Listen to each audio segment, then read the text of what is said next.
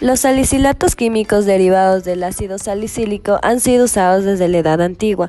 Actualmente, a pesar del desarrollo de numerosos compuestos farmacológicos, el ácido acetilsalicílico o aspirina continúa siendo el analgésico, antipirético y antiinflamatorio de mayor consumo en el mundo. La aspirina es de fácil acceso, por lo que su potencial abuso y toxicidad grave son altas. La intoxicación por aspirina es común en los servicios de emergencia, sin embargo en ocasiones no es oportunamente reconocida. Con la finalidad de un diagnóstico temprano, el médico debe dominar las manifestaciones clínicas que puede tener esta intoxicación. Principios farmacológicos. Los antiinflamatorios no esteroideos son un grupo farmacológico de químicos heterogéneos. Se asocian esencialmente por sus propiedades terapéuticas similares. Por su estructura, los AINES se dividen en dos familias, el ácido carboxílico y los ácidos enólicos. El primer grupo, que son los ácidos carboxílicos, se pueden subdividir en 7 categorías, una de las cuales son derivadas del ácido salicílico, dentro de las cuales se encuentra la aspirina. El ácido salicílico es tan irritante que solo se puede usar tópicamente. Es por esto que se han desarrollado derivados para su uso sistémico. Farmacocinética, absorción. La mayoría de las intoxicaciones se da por vía oral. Es indispensable las formas farmacéuticas, dosis, tasa de desintegración, solución, pH de la mucosa y tiempo de vaciado gástrico. Se absorbe dentro de los 15 a 30 minutos que se detecta en sangre y las concentraciones séricas dentro de la segunda hora. En la sobredosis, el pico se puede alcanzar dentro de las 18 a 24 horas o hasta 60 horas, lo que causa prolongación del tiempo de vaciado gástrico y espasmo del esfínter pilórico. Se modifica en presencia de comida, anticolinérgicos, hidróxido de aluminio, dolor, migraña, úlceras pépticas, entre otros, lo cual retrasa el proceso. Distribución. Es dirigida hacia los tejidos y fluidos transcelulares por un proceso pasivo. El volumen de distribución depende de las concentraciones séricas del fármaco, de niveles de albúmina y de la competencia con otras drogas por los sitios de unión a proteínas. La dosis terapéutica es de 0.2 ml sobre kilogramo y a dosis mayores aumenta por saturación en el sitio de unión a proteínas y aumenta por la acidemia, lo que aumenta la internalización de la droga. Las concentraciones más altas de salicilatos se encuentran en el plasma, hígado, corteza renal, corazón y pulmones, y son transportados por un sistema saturable fuera del líquido cefalorraquídeo a través del plexo coroideo y cruza la barrera placentaria. Metabolismo. Una porción de la absorción es hidrolizada por esterasas de la mucosa gastrointestinal y entra a la circulación como ácido salicílico hidrolizado al plasma, hígado y eritrocito. La biotransformación se da en el hígado, especialmente a nivel del retículo endoplasmático y mitocondrias. Hay 3 reacciones principales del metabolismo. Primero, la glucuronización. Produce glucurónido fenólico salicílico y glucuronoacil salicílico. Este se satura al exceder los 20 a 30 mg sobre dl. Luego tenemos la oxidación, que produce ácido gentísico. Finalmente, la oxidación microsomal o conjugación con glicina, que produce ácido saliúrico. Pequeños aumentos en la dosis pueden producir un aumento significativo de la concentración plasmática y cambios en el pH urinario dan un efecto significativo en la excreción de salicilatos. El aclaramiento es mayor en un pH de 8 a que un pH en 6. Esto explica por qué se puede conseguir un aumento de la excreción al alcalinizar la orina. La esterificación del hidróxido del ácido benzoico confiere a los acetilsalicilatos el potencial de inhibir irreversiblemente la formación de prostanoides. La hidrólisis del ácido araquidónico de la membrana plasmática es mediada por la enzima fosfolipasa A2. A continuación, la enzima COX media una reacción de oxigenación y otra de hidroperoxidación en la forma de prostaglandinas. El mecanismo de acción de la aspirina depende de la dosis ingerida. A dosis bajas, de 75 a 81 miligramos día, se presenta una acetilación irreversible de la serina 530 de la COX-1, con lo que se consigue un efecto antitrombótico. Las múltiples alteraciones metabólicas inducidas por el ácido acetilsalicílico son complejas y no comprendidas totalmente.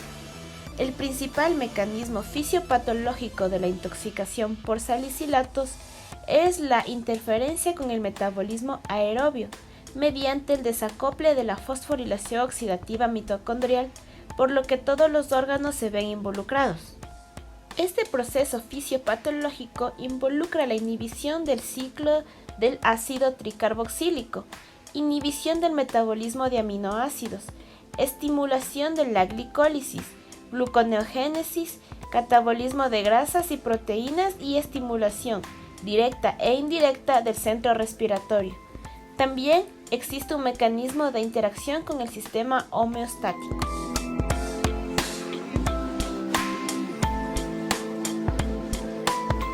Una importante propiedad de la sangre es su capacidad para regular su pH, valor comprendido entre 7,35 y 7,45. Esto es llamado el equilibrio ácido-base, que consiste en regular la acidez y la alcalinidad de la sangre por medio de los pulmones, los riñones y los sistemas estabilizadores de pH. Los pulmones liberan CO2, que son resultantes del metabolismo celular. Estas partículas son ligeramente ácidas y si no se excretan y se acumulan, provocan un decremento en el pH. Por otro lado, el pH se vuelve más alcalino con una respiración más rápida o profunda. Por otro lado, los riñones participan en la regulación del pH, eliminando el exceso de ácidos y bases. Por último, los sistemas químicos estabilizadores del pH protegen de los cambios repentinos en acidez o en alcalinidad. Estos sistemas son combinaciones de ácidos y bases débiles presentes de forma natural en el organismo, que actúan químicamente para reducir los cambios en el pH de una solución ajustando las proporciones de ácido y base. Fisiopatología y manifestaciones clínicas de la intoxicación causada por la interferencia con el metabolismo aeróbico por el desacople de la fosforilación oxidativa mitocondrial, que afecta a varios órganos.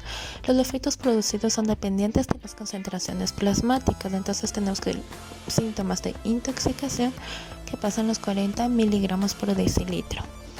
Una intoxicación leve alcanza los 200, una moderada 300 miligramos, severa 500, una mortal pasa de los 500, mientras que una dosis letal es de 10 a 30 gramos.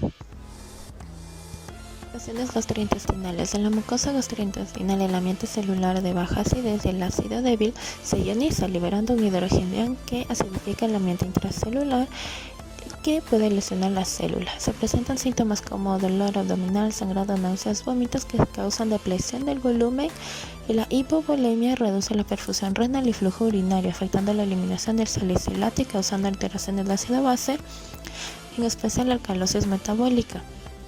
La ototoxicidad se presenta como tinnitus, que puede progresar a la sordera. Si hay un consumo agudo se puede solucionar, pero si es crónico puede ser permanente.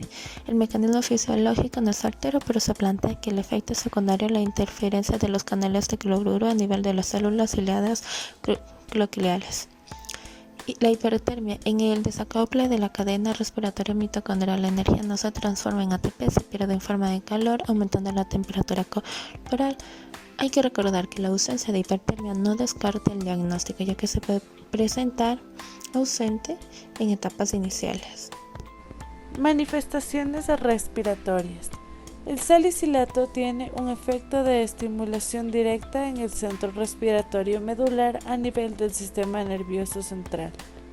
Este mecanismo explica la hiperpnea con la que se presenta el paciente. Típicamente, la frecuencia respiratoria se encontrará aumentada. Sin embargo, el clínico debe observar cuidadosamente el patrón ventilatorio, dado que la frecuencia puede ser normal y estar acompañada de un aumento del volumen tidal. El salicilato también aumenta el metabolismo del músculo esquelético, con lo cual aumenta el consumo de oxígeno y la producción de dióxido de carbono. El aumento en la producción de dióxido de carbono constituye también un estímulo respiratorio, De forma contraria, concentraciones muy elevadas de salicilato deprimen la respiración. Este es un hallazgo tardío en las intoxicaciones severas. También se puede presentar edema pulmonar. Se ha propuesto que el estímulo al sistema nervioso central produce una liberación masiva de catecolaminas. Esto produce elevación de la presión del atrio izquierdo y retrógradamente de los capilares pulmonares, por lo que típicamente se puede encontrar un paciente con taquicardia y un estado hiperdinámico.